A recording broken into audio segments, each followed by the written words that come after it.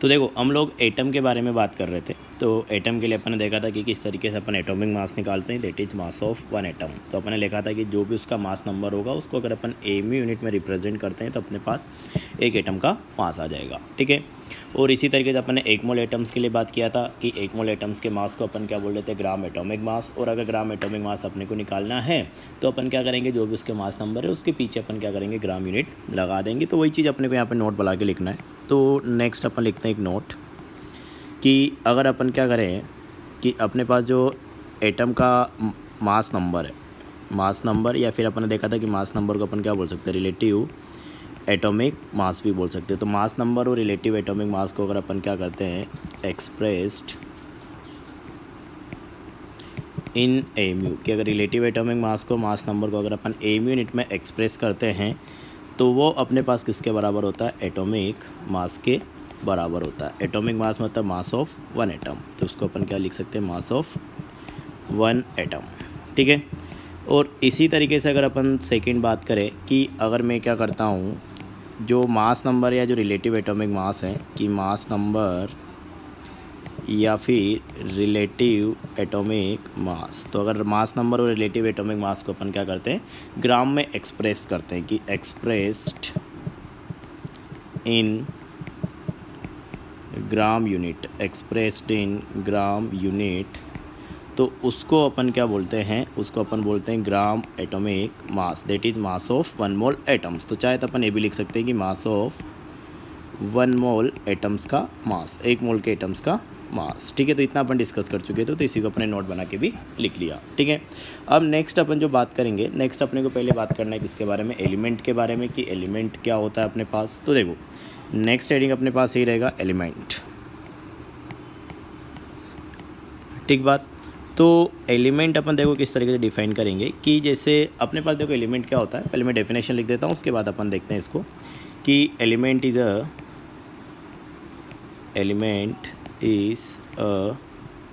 Pure substance,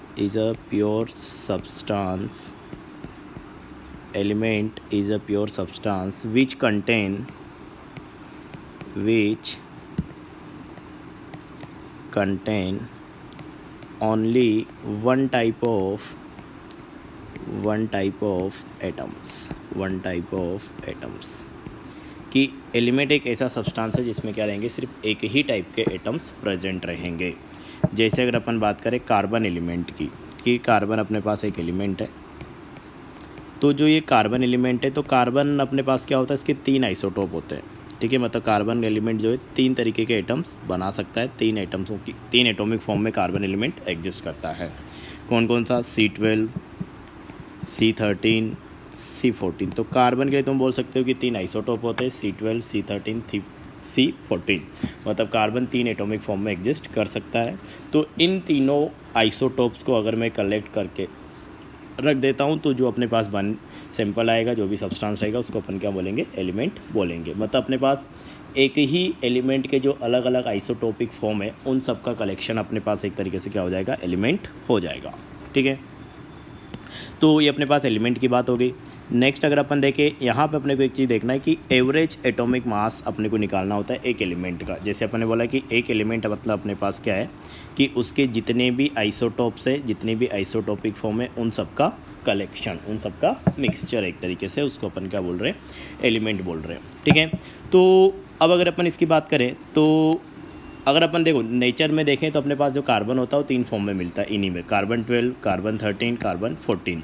और जो carbon 12 होता है तो कार्बन 12 का परसेंट अगर अपन देखें नेचर में तो इसका परसेंट होता है 99.89%। मतलब नेचर में जितना भी कार्बन मिल रहा है, टोटल कार्बन का 99.89% क्या होता है, कार्बन 12 आइसोटोप की फॉर्म में मिलता है, ठीक है।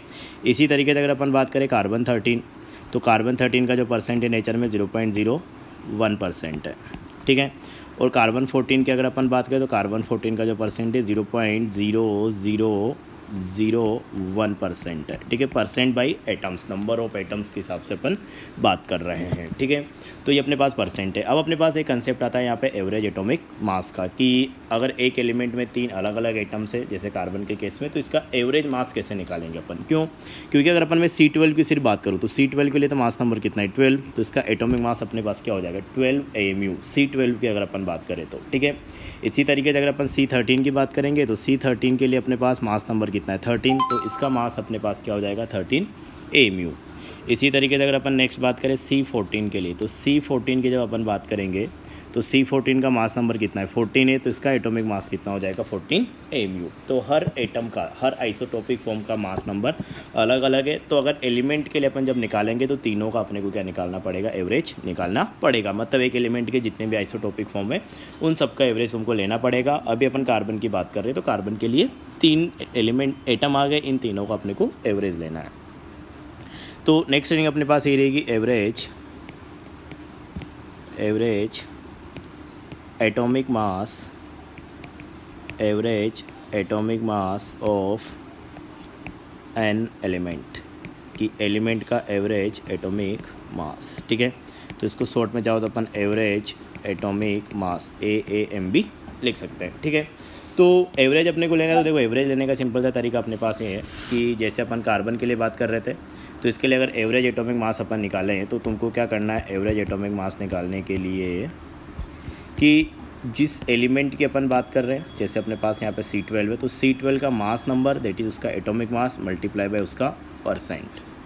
तो 12 हो गया अपने पास C12 का मास मल्टीप्लाई बाय 99.989 प्लस, ठीक है। 13 के लिए अगर अपन बात करें, दूसरा आइसोटोप अपने पास C13 है, तो C13 का mass that is 13 AMU multiply by उसका परसेंट 0.01 प्लस 14 की अगर अपन बात करें तो उसका मास कितना हो गया 14, और परसेंट अपने पास कितना है 0.001 डिवाइडेड बाई टोटल परसेंट, जो कि अपने पास कितना आ जाएगा 100 आ जाएगा, ठीक है। तो ये है अपने पास। तो अपन एक तरीके से वही किया कि जो मास है उसको परसेंट से मल्टीप्लाई कर दिया, तो मास इंटू परसेंट, इसका मास इंटू इसका percent divided by total percent. तो एवरेज वैसे ही निकालते हैं जैसे अपन पहले भी निकालते थे 9th क्लास में, वही सेम चीज़ अपन यहाँ पे भी कर रहे हैं। तो यहाँ पे अगर तुम एवरेज एटॉमिक मास निकालोगे तो तुम्हारे पास आएगा कितना 12.011 यूनिट हो जाएगा इसका AMU, ठीक है। तो एवरेज एटॉमिक मास अपने पास ये हो गया, ठीक है। अब इसको अगर फॉर्मूले की फॉर्म में लिखे तो अपन देखो कैसे लिखेंगे। ये अपने पास क्या है, नेचर में जो उसका एलिमेंट का जो पर्टिकुलर आइसोटोप है उसका परसेंट अबंडेंस, तो इसको अपन नाम देते हैं क्या परसेंट अबंडेंस, क्यों कितना अपने पास नेचर में मिल रहा है, नंबर ऑफ एटम्स के हिसाब से उसका परसेंट है नंबर वाइज, ठीक है। तो अगर अपन मान लें कि अपने पास टोटल 100 एटम्स है, तो 100 में से इतने अपने पास किसके रहेंगे C12 के, इतने किसके रहेंगे अपने पास 13 के, इसमें से इतने किसके रहेंगे अपने पास 14 के, मतलब उस हिसाब से अपने पास है। टोटल नंबर में से अपन ने परसेंट निकाला है, ठीक है। तो percent into mass number, percent into mass number, percent into mass number divided by total percent करता है अपने को, जैसे अपन ने यहाँ पे किया है ऐड करते हुए, ठीक है। तो इसी चीज़ को अगर अपन फॉर्मूले की फॉर्म में लिखे, जो एवरेज एटॉमिक मास है अपने पास, कि average atomic mass equal to summation of percent abundance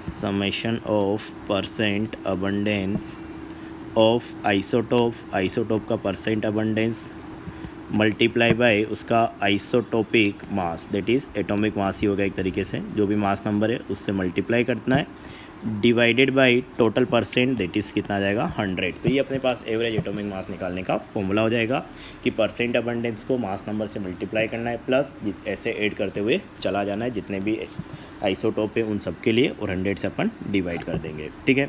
तो ये हो गया अपने पास एवरेज एटॉमिक मास, ठीक है। तो एवरेज जो अपने पास होता है मतलब ये जितने भी एक एलिमेंट के आइसोटोप से उन सब के मास का एवरेज हो जाएगा अपने पास, ठीक है। तो ये हो गया अपने पास। अब अगर इसी से रिलेटेड अपन एक और क्वेश्चन करें तो देखो अपने पास क्या हो जाएगा कि एक क्वेश्चन है अपने पास कि calculate average atomic mass of chlorine having isotopes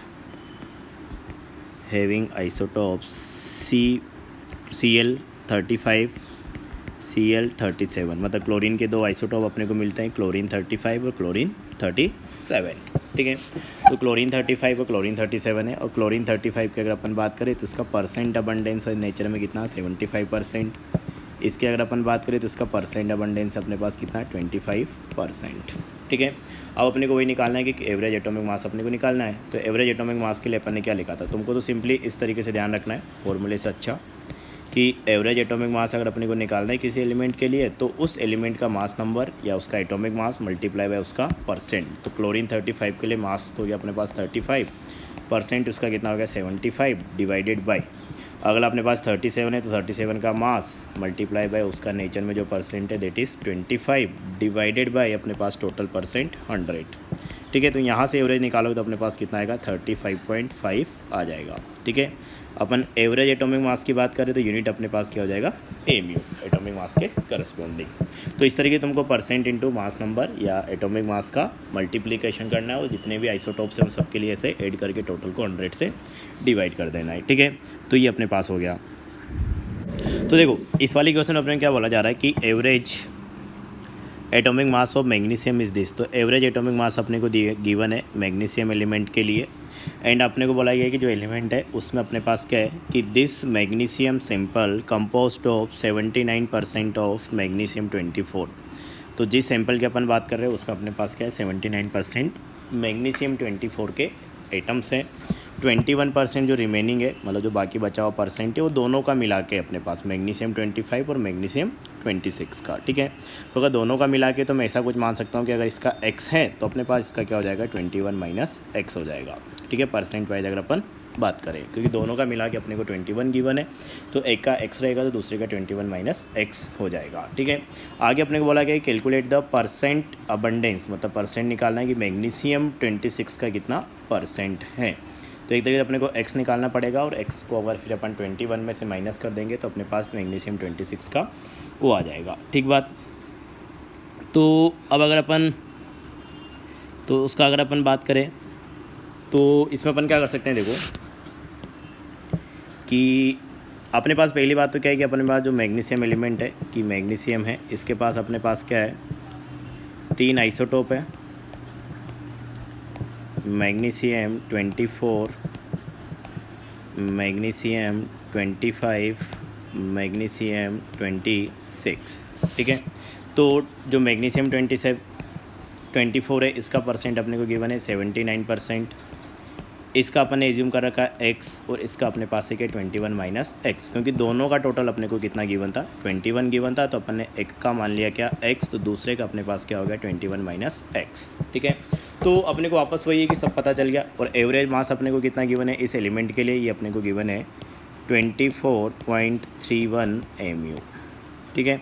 तो जैसे एवरेज निकालते तो वही फॉर्मूला अपने को लगाना है कि इसका mass number multiply by percent 79, इसका मास नंबर मल्टीप्लाई बाय इसका परसेंट x, इसका मास नंबर मल्टीप्लाई बाय इसका percent 21 minus x divided by 100, उसको अपन एवरेज एटॉमिक मास के बराबर कर देंगे, ठीक है। तो वही करना अपने को कि अपने पास average atomic mass that is 24.31 equal to magnesium 24 की अगर अपन बात करें तो इसका मास अपने पास कितना है 24 मल्टीप्लाई बाई इसका परसेंट 79 मल्टीप्लाई बाई प्लस आ जाएगा अपने पास। तो मैग्नीशियम 25 की बात करें तो इसका मास अपने पास हो गया 25 मल्टीप्लाई बाई इसका परसेंट x, प्लस इसकी अगर अपन बात करें तो इसका मास अपने पास कितना है 26 मल्टीप्लाई बाई अपने पास इसका percent 21 minus x divided by 100, जो कि अपने पास क्या आ गया टोटल परसेंट, ठीक है। यहाँ से अगर इसको सोल्व करोगे तो अपने पास जो x निकालोगे अगर तुम, तो ये x की वैल्यू अपने पास आ जाएगी निकालने पे, एक मिनट, तो x इक्वल टू अपने पास आ जाता है क्या, ये अपने पास आ जाएगा 11%, ठीक है। तो मतलब x अपने पास 11% आ जा रहा है, मतलब अपने पास जो मैग्नीशियम 25 है इसका परसेंट कितना है 11% है, ठीक है। अपने से पूछा क्या है मैग्नीशियम 26 के लिए, तो percent abundance of magnesium 26 that is अपन क्या लिख रहे हैं 21 माइनस x, मतलब 21 माइनस 11, जो कि अपने पास कितना आ जाएगा 10%, ठीक है। तो ये अपने पास 10% आ जाएगा मैग्नीशियम 6 का परसेंट, मैग्नीशियम 25 अपने पास क्या हो जाएगा 11% हो जाएगा, वही अपने से पूछा भी गया था। ठीक है, तो ये था अपने पास एटम्स के बारे में और एलिमेंट के बारे में कि किस तरीके से अपने को एवरेज एटॉमिक मास फाइंड करना था। अब नेक्स्ट जो अपने डिस्कशन रहेंगे वो मॉलिक्यूल से रिलेटेड रहेंगे। ठीक है, तो अगर अपन पहले डिफ़ाइन करें कि मॉलिक्यूल अपने पास क्या होता है, तो पहले अपन मॉलिक्यूल का डेफिनेशन लिख लेते हैं, फिर उसके बाद अपन मॉलिक्यूल के बारे में सेम चीज़ बात करेंगे, एक मॉलिक्यूल का मास, एक मोल मॉलिक्यूल्स का मास, इस तरीके से। ठीक है, तो पहला अगर अपन बात करें कि मॉलिक्यूल अपने पास क्या होता है, तो इसको अपन ऐसा लिख सकते हैं कि molecule is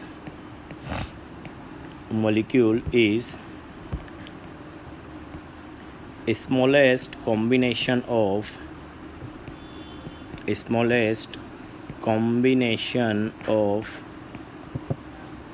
atoms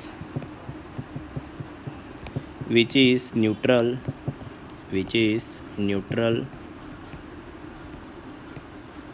and capable of independent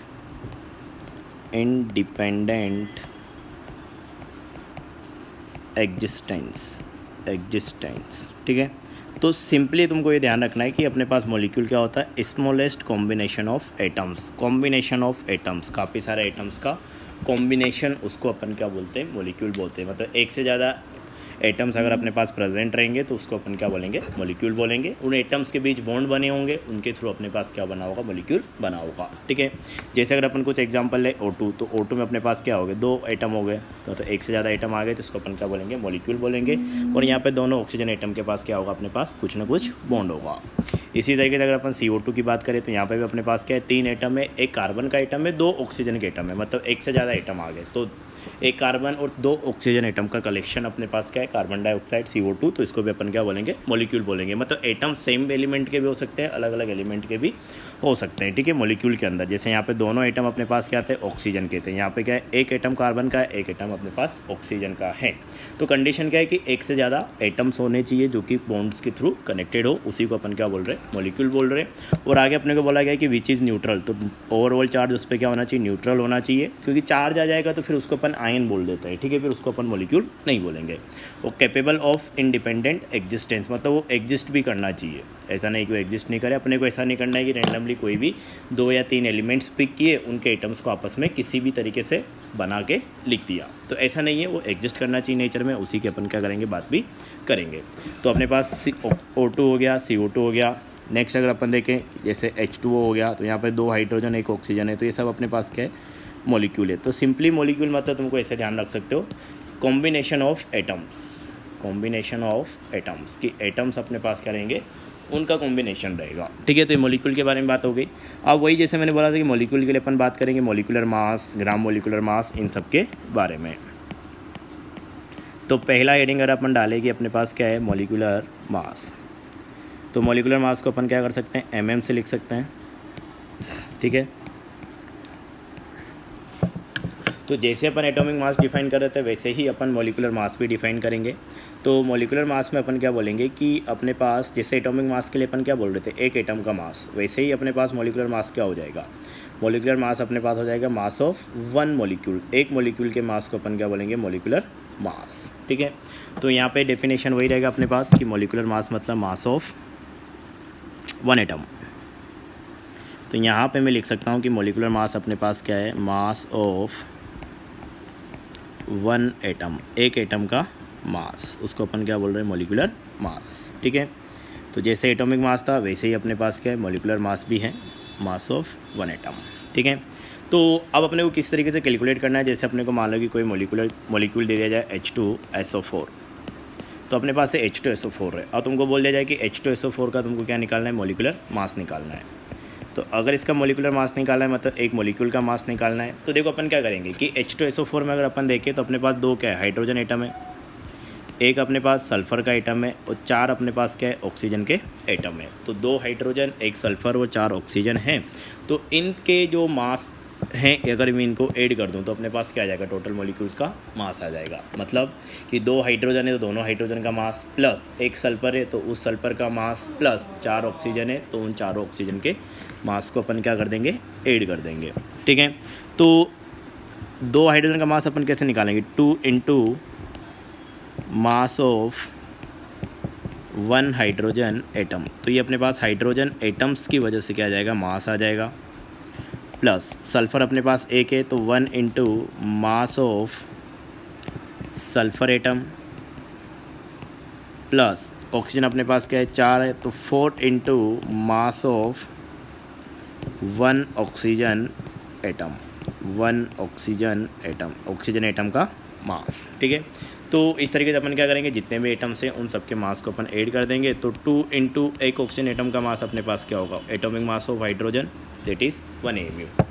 sorry, यहाँ पे अपने पास क्या है 2 into mass of 1 hydrogen atom, तो एक हाइड्रोजन एटम का मास अपने पास क्या होगा, atomic mass of hydrogen that is 1 AMU, plus 1 into mass of 1 atom of sulphur, तो सल्फर के एक एटम का मास मतलब atomic mass of sulphur that is 32, plus 4 into mass of 1 atom of oxygen that is atomic mass of oxygen, जो कि अपने पास कितना होता है 16 AMU। तो पूरा यूनिट अपने पास लास्ट में अपन कॉमन लेके ही लिख देते हैं कि अपने पास यूनिट क्या आ जाएगा, AMU ही आ जाएगा, क्योंकि सब एटम्स का मास अपन ने AMU में रखा है। तो इसको अगर तुम सोल्व करोगे तो अपने पास एक मॉलिक्यूल का मास क्या आ जाएगा, 98 AMU। ठीक है, तो तुमको कुछ भी नहीं करना है, तुमको क्या करना है, अगर किसी मॉलिक्यूल का मॉलिक्यूलर मास निकालना है, एक मॉलिक्यूल का मास निकालना है, तो उसमें जितने भी एटम्स प्रेजेंट है उन सब के एटम्स के मास को ऐड कर देना है टोटल में। ठीक है, तो ऐसे ही अगर तुमसे पूछा जाए कि तुमको क्या करना है, C6H12O6 का मॉलिक्यूलर मास निकालना है, तो 6 कार्बन है, 12 हाइड्रोजन है, 6 ऑक्सीजन है। तो तुमको अब डायरेक्ट लिखना है कि अपन किस तरीके से लिखेंगे, देखो कि 6 कार्बन है तो 6 into mass of 1 carbon atom that is 12 AMU, plus 12 hydrogen है तो 12 इंटू अपने पास mass of 1 hydrogen atom that is 1 AMU, plus 6 अपने पास ऑक्सीजन है तो 6 into mass of 1 oxygen atom that is 16 AMU। तो ये अपने पास आ जाएगा total mass of this molecule, और इसको अगर तुम सोल्व करोगे तो तुम्हारे पास आएगा 180 AMU। तो वही करना है तुमको, जितने भी एटम्स प्रेजेंट है उन सबके मास को ऐड करते हुए जाना है, तो अपने पास क्या आ जाएगा, मॉलिक्यूलर मास आ जाएगा। ठीक है, एक और लास्ट एग्जांपल अपन ले लेते हैं कि जैसे अपने को दे दिया जाए NH2CONH2। ठीक है, एक और चीज़ तुमको ध्यान रखना है कि यहाँ पे जो अपने पास मॉलिक्यूल था C6H12O6, इसको अपन नाम देते हैं क्या, ग्लूकोज,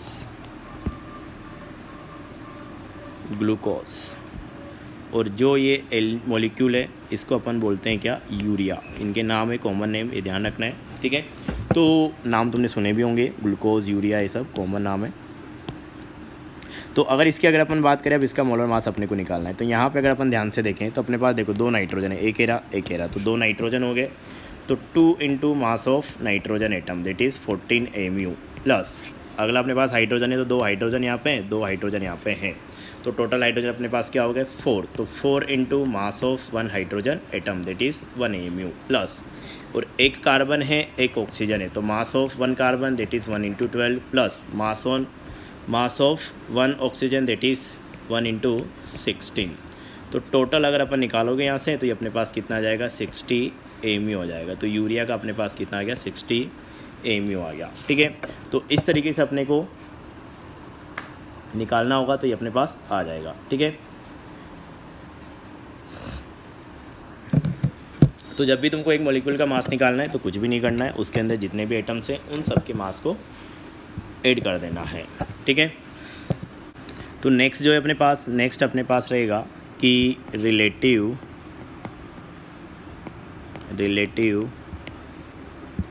मॉलिक्यूलर मास।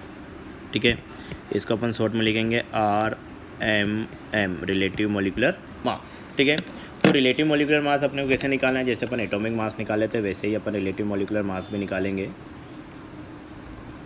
कि अपन क्या करेंगे, वहाँ पे अपन रिलेटिव एटॉमिक मास निकालने के लिए क्या किया था कि एक एटम का मास है, उस एटम के मास को अपन ने क्या किया था 1 AMU से डिवाइड कर दिया था। तो सेम चीज़ यहाँ पे अपन करेंगे कि रिलेटिव मॉलिक्यूलर मास अगर अपन को निकालना है तो relative molecular mass equal to mass of 1 molecule, एक मॉलिक्यूल का मास डिवाइडेड बाय, जिसको अपन क्या बोलते हैं, मॉलिक्यूलर मास ही बोलते हैं, अभी अपन ने देखा। तो एक मॉलिक्यूल का मास या जो मॉलिक्यूलर मास है दैट इज़ मोलिकुलर मास। तो अगर इसको मैं क्या करता हूँ 1 AMU से डिवाइड कर दूँ, अगर मैं इसको 1 AMU से डिवाइड कर दूँ तो अपने पास क्या आ जाएगा, रिलेटिव मोलिकुलर मास आ जाएगा। ठीक है, तो अपने पास डेफिनेशन वाइज अगर अपन बात करेंगे तो ऐसे निकालना तो अपने को ऐसे ही है कि जो भी एक मॉलिक्यूल का मास आ रहा है उसको अपने को 1 AMU से डिवाइड कर देना है। जैसे अपन ने अभी H2SO4 के लिए बात किया था, तो H2SO4 के लिए अपन ने निकाला था कि अपने पास मॉलिक्यूलर मास कितना आ रहा था अपने पास, वो आ रहा था अपने पास क्या 98 AMU। ठीक है, 98 AMU अपने पास आ रहा था।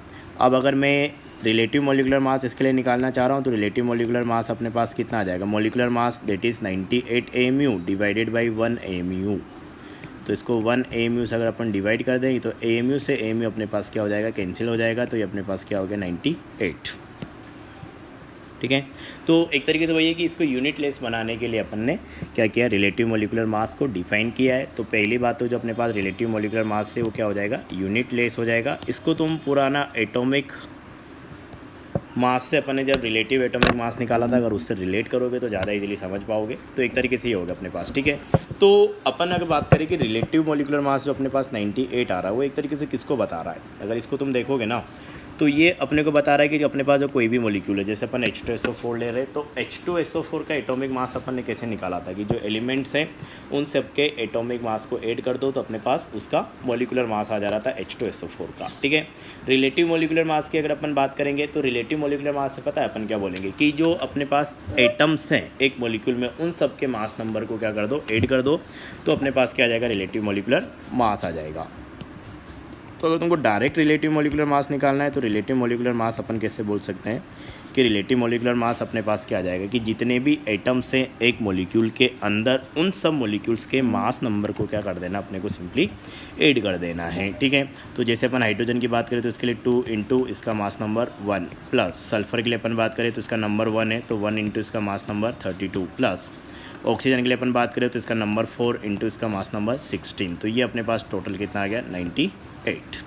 ठीक है, तो मैं क्या बोल सकता हूँ कि रिलेटिव मॉलिक्यूलर मास अगर मेरे को निकालना है किसी मॉलिक्यूल के लिए तो मैं क्या करूँगा कि उसमें जितने भी अपने पास एटम्स हैं तो sum of mass number of all atoms, mass number of all atoms present in molecule, present in molecule कि अपने को क्या करना है कि अपने पास मॉलिक्यूल के अंदर जितने भी एटम्स हैं उन सब का क्या कर देना है, सम कर देना है, मतलब उनके मास नंबर का सम कर देना है। तो summation of mass number of all atoms present in a molecule, वहाँ से अपन क्या निकाल सकते हैं, रिलेटिव मॉलिक्यूलर मास निकाल सकते हैं।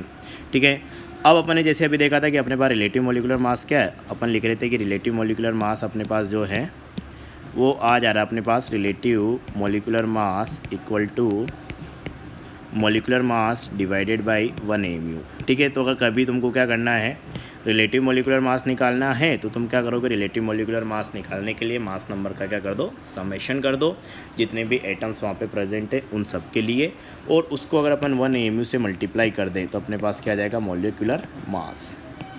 तो मैं मतलब एक तरीके ऐसे भी लिख सकता हूँ कि मॉलिक्यूलर मास इक्वल टू अपने पास relative molecular mass into 1 AMU।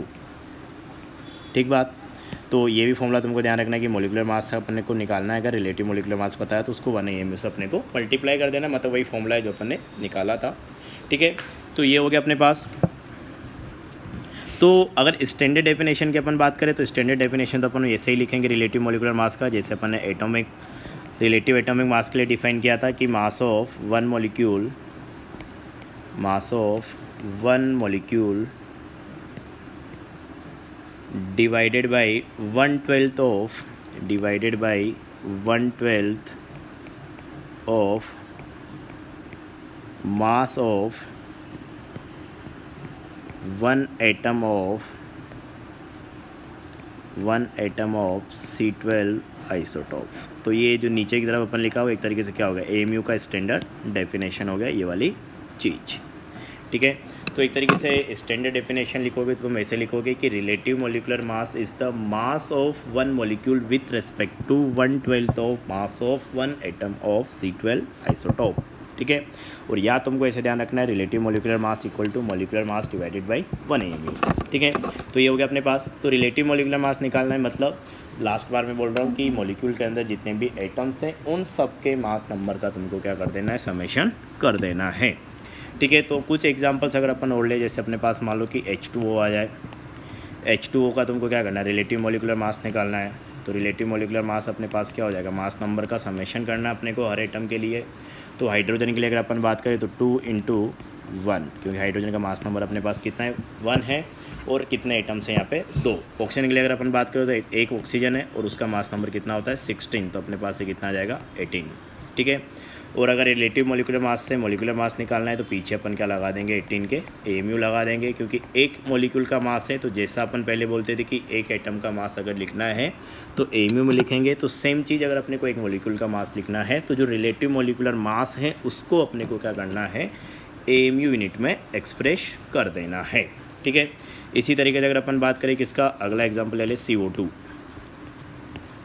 तो CO2 की अगर अपन बात करें तो अपने पास क्या है, कार्बन है 1, ऑक्सीजन है 2।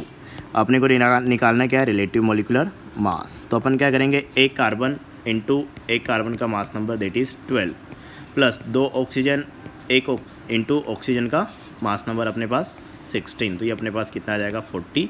तो relative molecular mass of CO2 that is अपने पास कितना हो जाएगा, 44 हो जाएगा, ठीक है।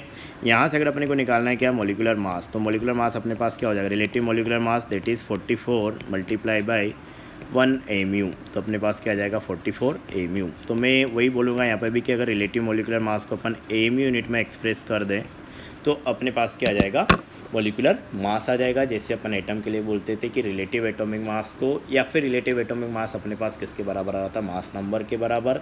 तो रिलेटिव एटॉमिक मास को अगर अपन AMU यूनिट में लिखते हैं तो अपने पास क्या आता था, मास of 1 atom that is atomic मास। तो सेम चीज़ अपन मॉलिक्यूल के लिए बोल रहे हैं कि रिलेटिव मोलिकुलर मास अपने पास क्या है। अब यहाँ पे एक से ज़्यादा एटम्स प्रेजेंट है तो sum of mass number of all the atoms present in molecule. तो ये तो अपने पास हो गया रिलेटिव मोलिकुलर मास। और इस रिलेटिव मोलिकुलर मास को अगर अपन AMU यूनिट में लिखते हैं तो अपने को क्या करता है, एक मॉलिक्यूल का मास देता है दैट इज मोलिकुलर मास, ठीक है। और वहाँ पे अपन एक और चीज़ बोला था कि अगर मैं क्या करता हूँ, जो अपने पास रिलेटिव एटॉमिक मास है, अगर उस रिलेटिव एटॉमिक मास को मैं ग्राम यूनिट में लिख दूँ तो वो अपने को क्या बताता है, मास of 1 mole atoms. 1 mole atoms के मास को बताता है। 1 मोल एटम्स का मास मतलब ग्राम एटॉमिक मास। तो सेम चीज़ यहाँ पे भी अपन बोल देंगे, जो अपन आगे डिस्कस भी करेंगे, कि अगर मैं रिलेटिव मोलिकुलर मास को क्या करता हूँ, ग्राम यूनिट में लिख दूँ तो अपने पास क्या करेगा, 1 मोल मॉलिक्यूल्स के मास को रिप्रेजेंट करेगा दैट इज़ ग्राम मोलिकुलर मास, ठीक है। तो नेक्स्ट हेडिंग अपने पास यही रहेगा, ग्राम मोलिकुलर मास। तो उसी के बारे में अपने को बात भी करना है। तो ग्राम मोलिकुलर मास, तो इसको शॉर्ट में अपन क्या लिख सकते हैं, GMM, ठीक है।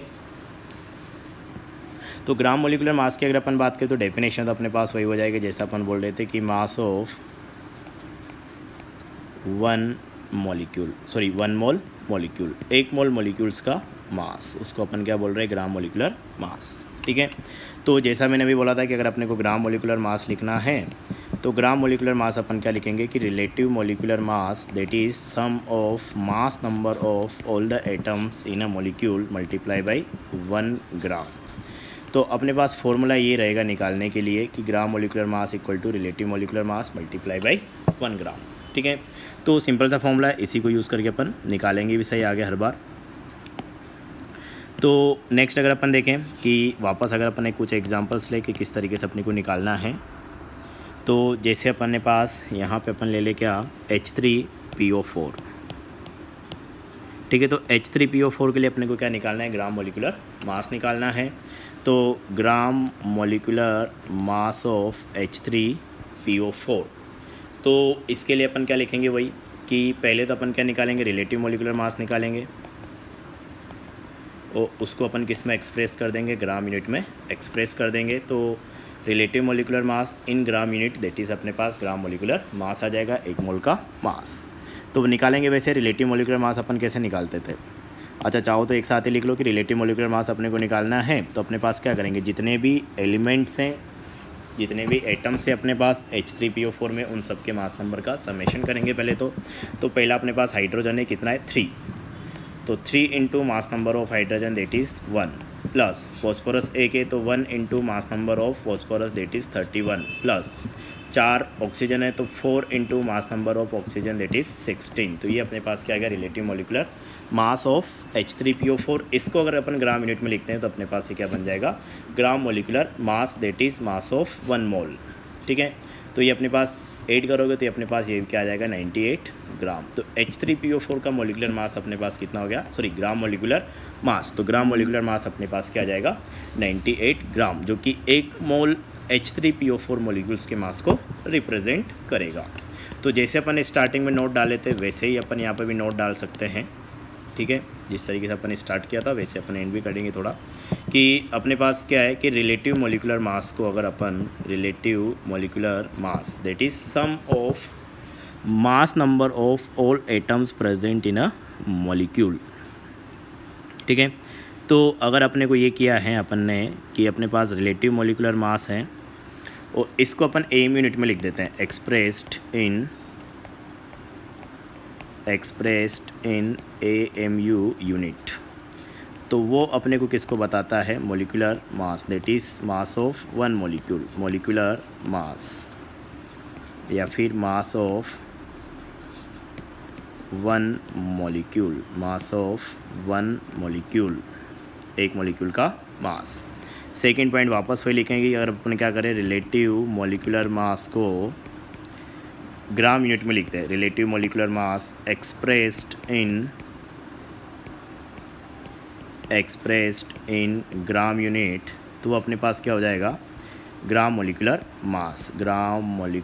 मास that is mass of 1 mole molecules, 1 mole molecules का मास ऑफ 1 मोल मॉलिक्यूल्स, ये हो जाएगा अपने पास। ठीक है, तो ये अपने पास हो गया। तो अपन एक लास्ट एग्जांपल सोच लेते हैं कि तीनों का अगर अपन एक साथ निकालें कि अपने पास मान लो कि कुछ मॉलिक्यूल है, उसके लिए तुमको क्या निकालना है रिलेटिव मॉलिकुलर मास निकालना है, मॉलिकुलर मास निकालना है, ग्राम मॉलिकुलर मास निकालना है। ठीक है, तो अगर अपन बात करें किसकी CH4, तो CH4 में अगर अपन देखें तो इसका अपने को रिलेटिव मॉलिकुलर मास निकालना है। तो यहाँ पे अपने पास कार्बन है, एक कार्बन का मास नंबर अपने पास कितना हो गया 12 प्लस अपने पास 4 हाइड्रोजन है तो 4 इंटू 1, तो ये अपने पास कितना आ जाएगा 16। तो एक CH4 मॉलिक्यूल का अपने पास रिलेटिव मॉलिकुलर मास कितना आ जा रहा है 16 आ जा रहा है। ठीक है, अब अगर अपने को मॉलिकुलर मास लिखना है तो एक मॉलिक्यूल का मास मतलब रिलेटिव मॉलिकुलर मास को अपन किस में लिखेंगे AMU यूनिट। ग्राम मॉलिकुलर मास 1 मोल मॉलिक्यूल्स का मास, तो उसको अपन किस में लिखेंगे ग्राम यूनिट, तो 16 ग्राम। ठीक है, इसी तरीके से अगर अपन बात करें किसका CaCO3, तो कैल्शियम कार्बोनेट की अगर अपन बात करें तो यहाँ पे भी अपने पास एक कैल्शियम है, तो एक कैल्शियम का मास नंबर कितना होता है 14, एक कार्बन है उसका अपने पास कितना होता है 12, 3 ऑक्सीजन है तो 3 इंटू 16, ये अपने पास कितना आ जाएगा 100। तो रिलेटिव मॉलिकुलर मास अपने पास क्या होगा CaCO3 का 100 हो गया। मॉलिकुलर मास अगर अपने को निकालना है तो अपने पास कितना आ जाएगा 100 AMU, क्योंकि रिलेटिव मॉलिकुलर मास को अपन AMU यूनिट में लिखेंगे तो एक मॉलिक्यूल का मास आ जाएगा। और ग्राम मॉलिकुलर मास अगर अपने को निकालना है तो 100 ग्राम, मतलब एक मोल मॉलिक्यूल्स का मास अपने पास क्या रहेगा, जो रिलेटिव मॉलिकुलर मास है उसको अपन ग्राम यूनिट में लिखेंगे। ठीक है, तो इस तरीके से अपने को ये करना है। तो अपन फाइनली लिख सकते हैं कि molecular mass equal to relative molecular mass in AMU unit, और अपने पास जो ग्राम मॉलिकुलर मास हैं तो gram molecular mass equal to relative molecular mass in gram unit. Difference क्या है दोनों में, डिफरेंस है कि अपने पास एक मॉलिक्यूल के मास को बताता है सिर्फ एक मॉलिक्यूल, और ये अपने पास 1 मोल मॉलिक्यूल्स के मास को बताता है दैट इज़ 6.022 इंटू 10⁻23 मॉलिक्यूल्स। अब इसमें अगर अपन नेक्स्ट देखें तो अपने पास ये हो जाएगा एटोमिसिटी। ठीक है, अगला टर्म अपने पास क्या है एटोमिसिटी। तो देखो एटोमिसिटी अपने पास क्या होता है, नाम से पता चल रहा है कि एटोमिसिटी अपने को किस चीज़ को रिप्रेजेंट करेगा, total number of atoms in a molecule. तो ये अपने पास हो जाएगा total number of atoms present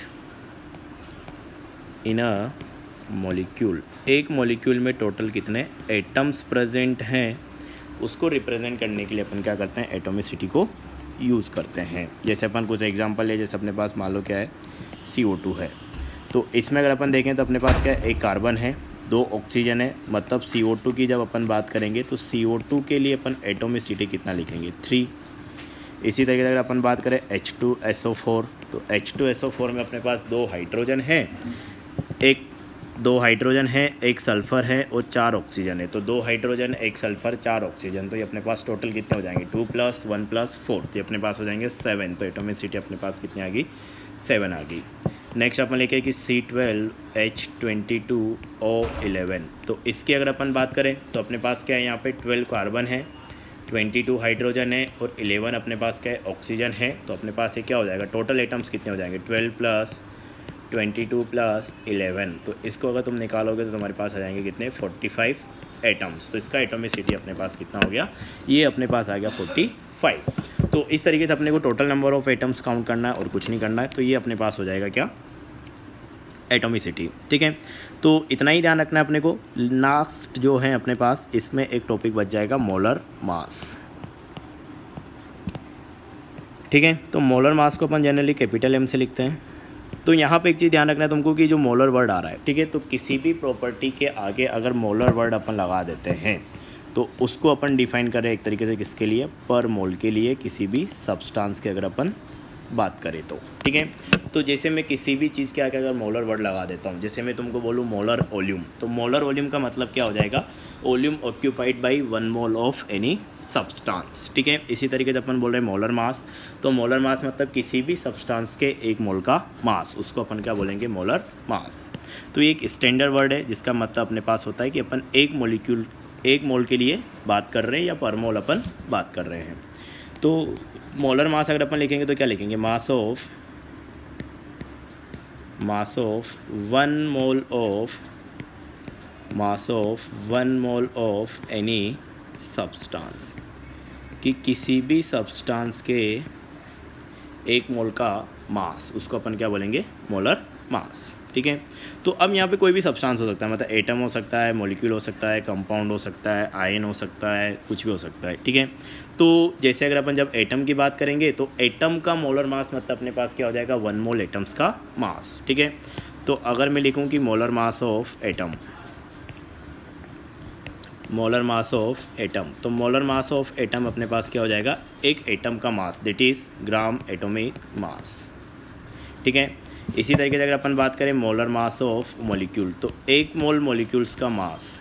ठीक है, तो 1 मोल मॉलिक्यूल्स के मास को अपन क्या बोल रहे हैं कि 1 मोल मॉलिक्यूल्स के मास को भी अपन क्या दिख रहे थे, ग्राम मॉलिक्यूलर मास। तो किसी भी चीज़ के 1 मोल का मास, उसको अपन क्या बोल सकते हैं, मोलर मास। तो सबके लिए अगर जैसे अपन अलग अलग वर्ड यूज़ कर रहे थे, एटम के लिए अपन बोल रहे थे ग्राम एटॉमिक मास, मॉलिक्यूल के लिए अपन बोल रहे थे ग्राम मॉलिक्यूलर मास, तो उसको जनरलाइज करने के लिए अपन ने एक कॉमन वर्ड यूज़ कर लिया, क्या, मोलर मास। तो जिस भी चीज़ की मैं बात कर रहा हूँ, मॉलिक्यूल की बात कर रहा हूँ, एटम की बात कर रहा हूँ, आयन की बात कर रहा हूँ, तो उसके 1 मोल के मास को अपने को बताता है क्या, मोलर मास। ठीक है, अब एक और चीज़ यहाँ पे आता है कि जैसे अपन मोलर मास की बात करें तो अपन एक तरीके से क्या बोलना चाह रहे हैं कि 1 मोल का मास, दैट इज़ मास पर मोल, तो पर मोल का मास है। ठीक है, तो इस पर मोल के मास को रिप्रेजेंट करने के लिए अपन इसका यूनिट क्या लिखते हैं कि मास का यूनिट अपने पास क्या है, ग्राम, और पर मोल अपन बात करें तो इसको अपन यूनिट क्या देते हैं, ग्राम पर मोल। ठीक है, तो यूनिट इसका क्या हो जाएगा, अपने पास ग्राम पर मोल हो जाएगा। है वो यही कि अपने पास है क्या, ये 1 मोल के मास को ही बता रहा है, तो यूनिट अपन इसका थोड़ा क्या लिखेंगे, ग्राम पर मोल से लिखेंगे। तो ये अपने पास मोलर मास था, मतलब किसी भी सब्सटेंस की जिसकी भी अपन बात कर रहे हैं। एटम की बात कर रहे हैं तो 1 ग्राम एटम का मास, 1 मोल एटम्स का मास, ग्राम एटॉमिक मास जो जाएगा उसको अपन क्या बोलेंगे, मोलर मास। इसी तरीके से अगर अपन बोलते हैं मोलर मास ऑफ मॉलिक्यूल, मतलब 1 मोल मॉलिक्यूल्स का mass, that is gram molecular mass. तो इस तरीके से अपन मोलर मास को लिखते हैं कि किसी भी सब्सटेंस के 1 मोल का मास।